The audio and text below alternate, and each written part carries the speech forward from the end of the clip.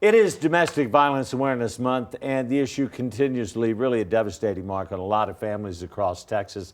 And Bexar County is seeing some of the worst outcomes in the state. And now new federal funding, nearly $17 million, is coming in to stop the violence. KENS 5's Earl Stonemeyer joining us live now. And Earl, this issue affects thousands every year. Why is this funding needed, and where is it going to help out?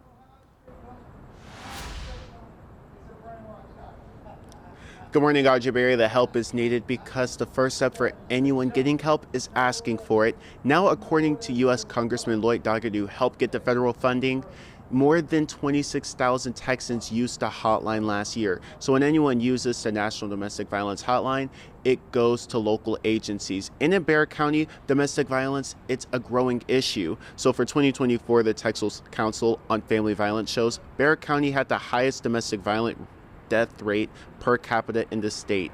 We had 17 deaths.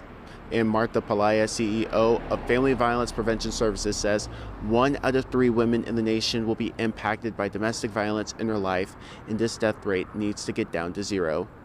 17 people that died at the hands of someone who claimed to love them was absolutely preventable. If only they had sought out resources sooner, if they had more awareness of what domestic violence is, that can ultimately kill you. In October, Palaya says they see an increase in calls at the San Antonio Domestic Violence Hotline because of Domestic Violence Awareness Month. At the Battered Women and Children Center, Palaya says they offer wraparound services to help anyone get out of that situation and make it on their own. The shelter serves also men, and Palaya says a majority of domestic violence victims aren't the adults but the children. Now the San Antonio Domestic Violence Hotline number, that is 210-733-8810. And you can reach out to the shelter for battered women and children, their shelter, to get resources and support.